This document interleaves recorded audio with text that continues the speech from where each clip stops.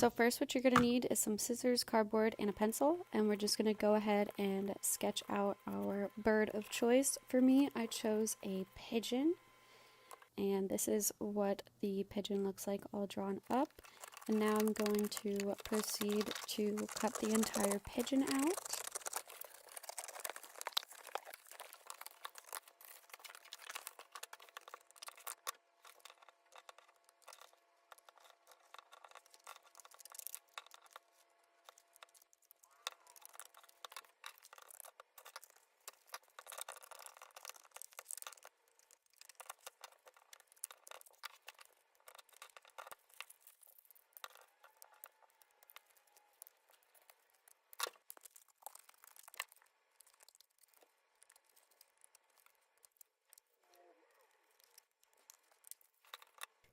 Now I'm just using this piece of cardboard that I cut out as a guide for the shape of the bird. So I'm just putting that there, and then I'm adding little cardboard triangles to the parts of the feathers on the tail end of the bird, just to give it a little bit more 3D nature.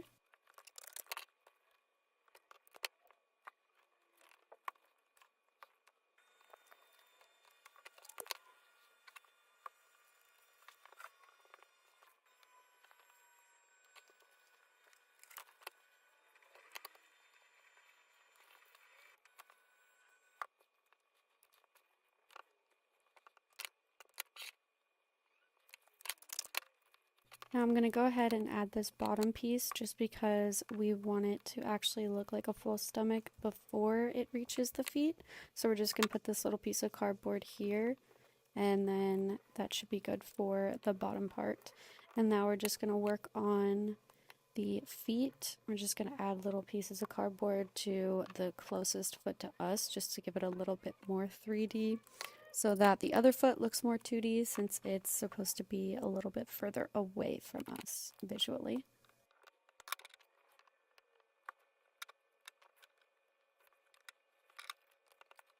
I'm just going to make sure I glue these down and then trim them a little bit so that they make sense to the actual shape of the feet. Now we're going to go ahead in with our masking tape. This is going to help add the 3D nature as opposed to the 2D drawing that we did earlier. And by doing this, we are generally just going to protect the cardboard from all of the paper mache, because sometimes mold can grow on cardboard given good air quality and such, like moisture. And also because the water can dampen the cardboard and actually makes the structure collapse in on itself, unfortunately. And we definitely do not want that, nor do we want it smelling like mildew or mold.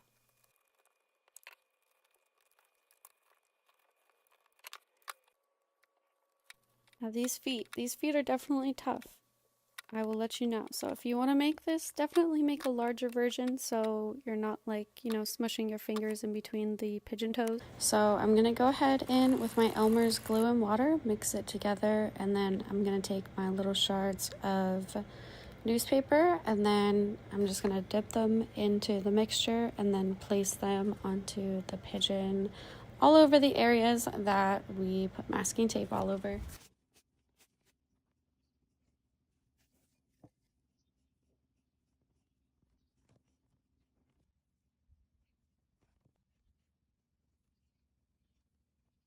Now that I've paper machéed the whole pigeon, I'm going to go in with my Drydex spackle, and I'm going to spackle the entire pigeon.